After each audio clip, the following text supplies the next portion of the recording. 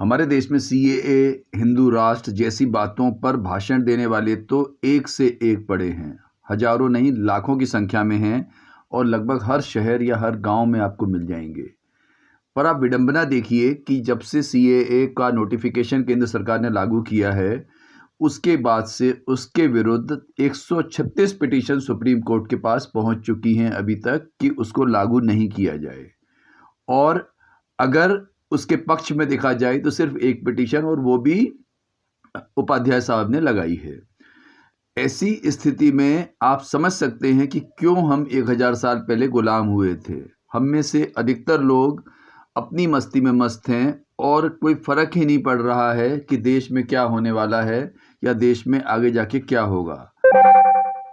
हमारे जैसे लोगों की यही निष्क्रियता ही कभी ना कभी बड़ी मुसीबत का कारण भी बन सकती है। आज सीए कानून पे सुप्रीम कोर्ट में सुनवाई हुई है।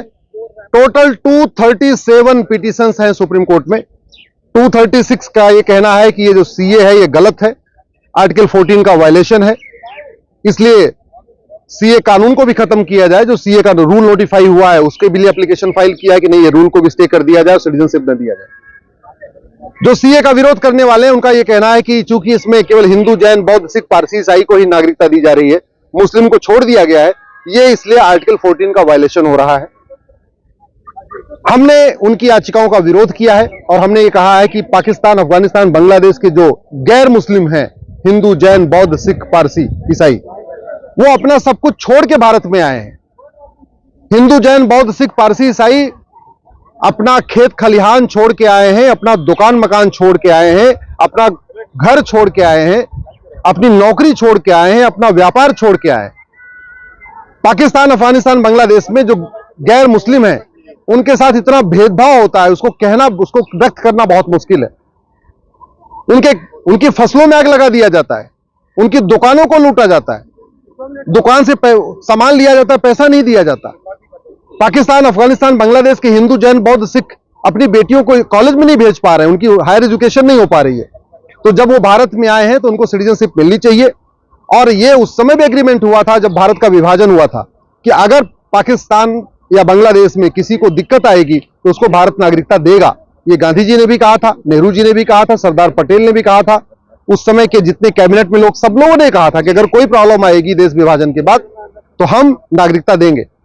इसलिए जो रूल नोटिफाई हुआ उस पर स्टे नहीं होना चाहिए और वहां के नागरिकों को, वहां पे अफगानिस्तान, पाकिस्तान, बांग्लादेश के जो आए हुए हैं हिंदू, जैन, बौद्ध, सिख, उनको नागरिकता मिलनी चाहिए।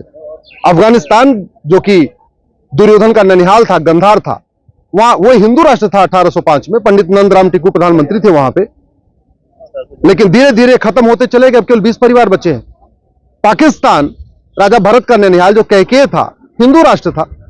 आजादी के समय भी 25% वहां हिंदू, जैन, बौद्ध, सिख थे। आज की डेट में केवल 2% बचे हैं। अब वो 2% में जो लोग भारत में आए हैं, अगर उनको सिटीजनशिप भारत में नहीं मिलेगी तो फिर कहां मिलेगी?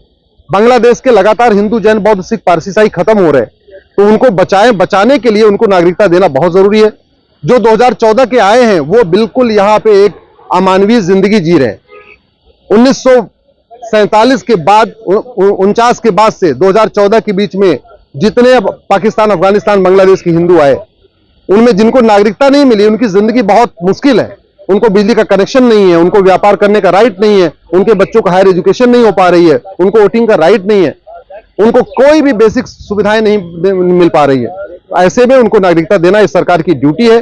कॉन्स्टिट्यूशन भी यही कहता है। और उस समय भारत पर पाकिस्तान का जो विभाजन हुआ था, जो एग्रीमेंट हुआ था, नेहरू लियाकत समझौता, उसमें भी यही हुआ था कि हाँ, उनको नागरिकता दी जाएगी और उनको कोई दिक्कत आएगी।